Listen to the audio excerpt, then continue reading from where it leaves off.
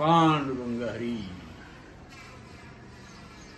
तोंडाने विठ्ठल नामाचा गजर करत आणि मनात विष्णुमय जग वैष्णवाचा धर्म भेदाभेद भ्रम अमंगळ असा भाव ठेवत हजारो वैष्णवांची दिंडी लवकरच पंढरीला निघणार आहे.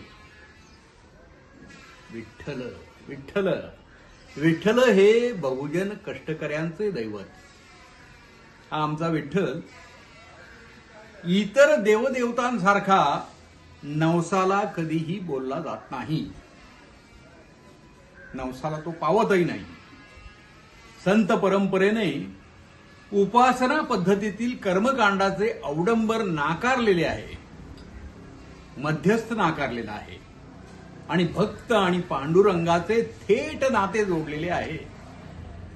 संत परंपरेने ईश्वर केंद्री धर्म हा मानव केंद्री केला. एवढेच नव्हे तर कांदा मुळा भाजी अवघी विठाई माझी असे म्हणत कर्म हीच भक्ती ही साधी सोपी पण अतिशय महत्वाची शिकवण देखील रुजवली. पंढरीची वारी हा त्यामुळेच महाराष्ट्राचा सामाजिक, सांस्कृतिक आणि तसा खरा आध्यात्मिक सोहळा ठरला आहे.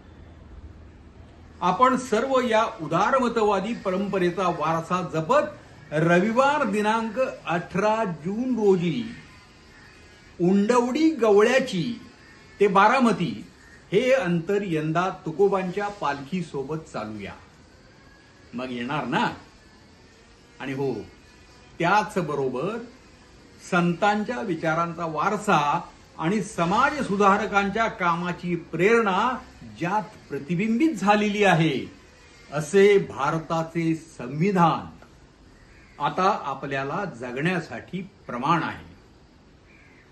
त्यामुळे संत विचारांचा वारसा आणि भारतीय संविधानाला अभिप्रेत असलेला मूल्य विचार आपल्याला हातात हात घालून पुढे न्यायचा आहे. आणि त्यासाठी यंदाच्या वारीमध्ये संतांच्या अभंगासोबत संविधानाचा जागर हा करण्याचा आपण प्रामाणिक प्रयत्न करणार आहोत. यंदा ही संविधान दिंडी तुकोबारायांच्या पालखी सोबतच पुण्यापासून थेट पंढरपूर पर्यंत जाणार आहे.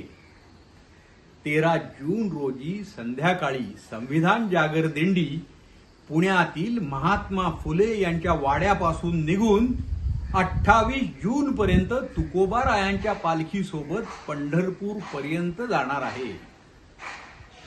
तेव्हा देवा, एक तरी वारी अनुभवण्यासाठी आणि संविधान जागर दिंडीत सहभागी होण्यासाठी आपणाला हे आग्रहाचे निमंत्रण.